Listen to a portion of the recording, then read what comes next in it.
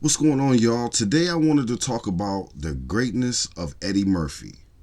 I don't think many or most even know the impact that he's had on black people in movies and the way black people were portrayed in movies and in film. He's had many great movies. Definitely a lot of people know Eddie Murphy nowadays for these days more for the Shrek and stuff.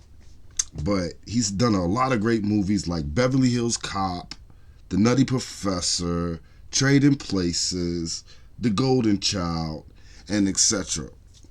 But in my opinion, the three most impactful movies that he did were Harlem Nights, Boomerang, and Coming to America.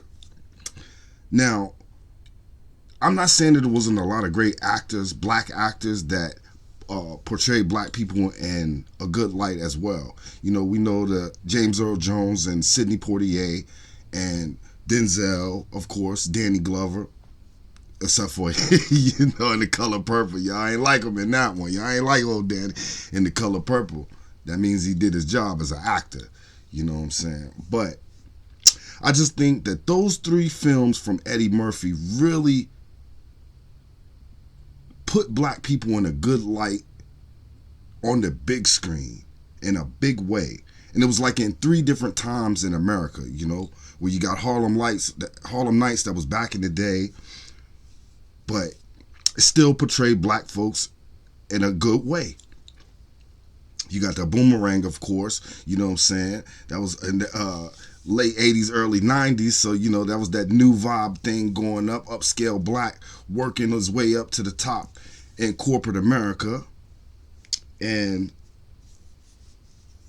then you had to Come into America, where not only you had black business owners, but you had royalty. You know what I'm saying? Black kings, princes, I just think that the way that Eddie Murphy did those movies, it spawned a generation of black folks that looked ahead into the future and seen something special and seen something great in what black people are and what we can become in society. I remember the scene from Harlem Nights with Richard Pryor and Danny Aiello, where Danny Aiello played the cop and he had broken into Richard Pryor's house, and he was in there and he was telling him how he liked the way his house looked, liked the way his clothes looked, and basically told him how he's shopping off the rack and lives in a fucking hovel while Richard Pryor looking good and living the high life, so it seemed. And this was back in the days of segregation. So it goes to the further point of how much black folks were thriving, as I've said before. But that scene captivated to me of how white folks at that time looked at black people who was suited up, tailored up, had businesses, and was doing their own thing. Now, of course, the mob and everybody else took a piece of that stuff and just busted all the shit. But, at one time, Harlem was beautiful, like they said it was. It gave black people, young black people that time, a vision for the future, like I said, and it showed black people in a good light to where it want to make the next person want to put black people in a good light in these movies. Now, Eddie Murphy, for everybody, may not be your cup of tea, and those that's old enough to know, because of his situations, we're just going to put it like that, because of his situations, I don't think that his impact is felt the way that it should.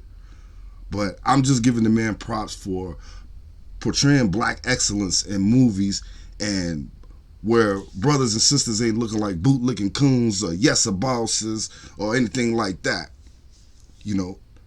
They were actually looked at as respectable, and I think that's the way it should be.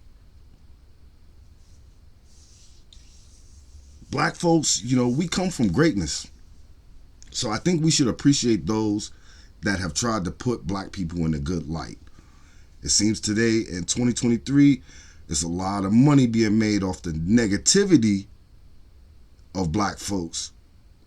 But there was those that try to put black people in a good light. Now, I'm not going to get into Eddie Murphy's personal journey and personal history and none of that.